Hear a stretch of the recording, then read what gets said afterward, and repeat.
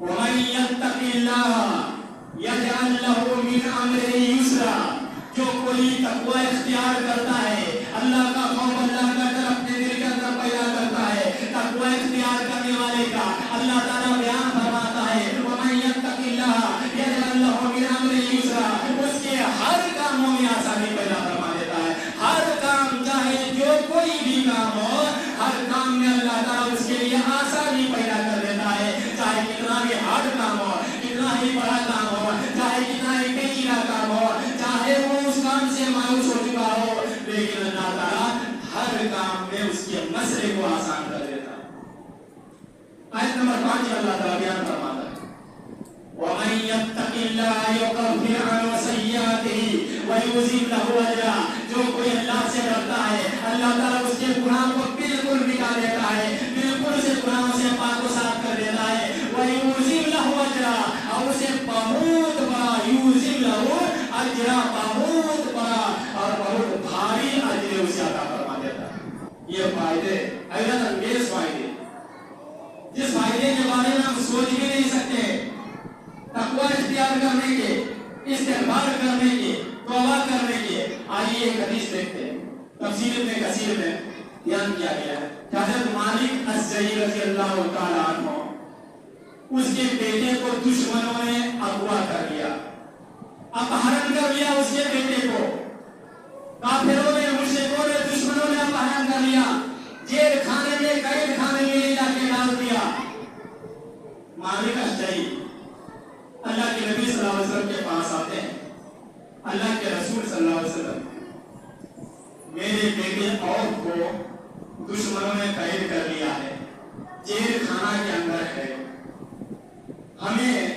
اس کی پریشانیاں، مصیبتیں، ہمیں ان کی مشقتیں خیال آتی ہے، بے چین ہو جاتا، ان کی مصیبتوں کا یہ چرچا کرتے ہیں، خیال کرتے ہیں نبی کے پاس۔ اللہ کے نبی کہتے ہیں صبر کرو اور اللہ رب العالمین سے دعائیں کرو، استغفار کرو، توبہ کرو، اللہ تعالیٰ بہت جلد معاملے کو آسان کر دے گا، کوئی راستہ نکال دے گا۔ اور دوسری روایت تفسیر ابن کثیر کے اندر ہی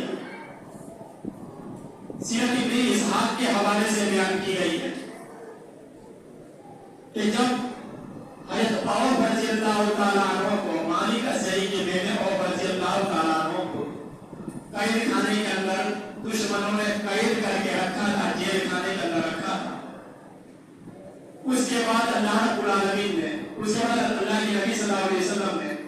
اپنے صحابہ سے کہا کہ جاؤ اسے جا کے کہہ دو کہ وہ کثرت سے استغفار کرے اور بہت زیادہ لا حول ولا قوت الا باللہ پڑھا کرے،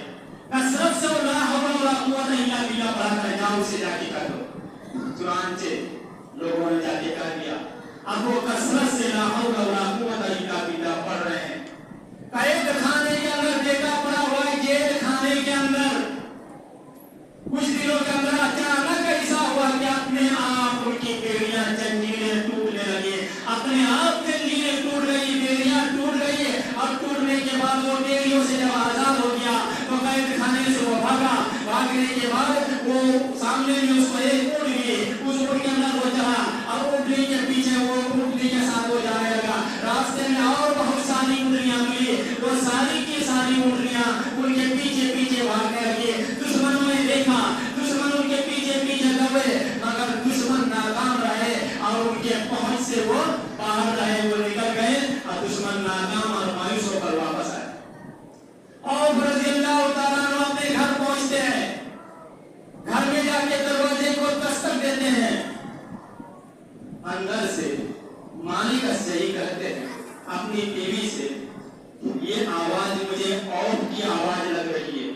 لگتا ہے عوف آ چکا ہے۔ ماں کہتی ہے ہائے افسوس، وہ کہاں سے آئے گا، وہ جیل خانے میں پڑا ہوا ہے، وہ قید خانے میں زنجیروں میں جکڑا ہوا ہے، وہ کہاں سے آ سکتا ہے۔ لیکن وہ دونوں اٹھے اور ان کے ساتھ ان کا خادم بھی تھا، ان کا نوکر بھی تھا، یہ تینوں دروازے کے پاس آئے، دروازے کو انہوں نے کھولا، دیکھا سامنے عوف کھڑا ہے اور ان کے سامنے بہت ساری اونٹنیاں بھی کھڑی ہے۔ کہا عوف یہ ساری اونٹنیاں کہاں سے آئی، سارا واقعہ کہہ کے سنا دیا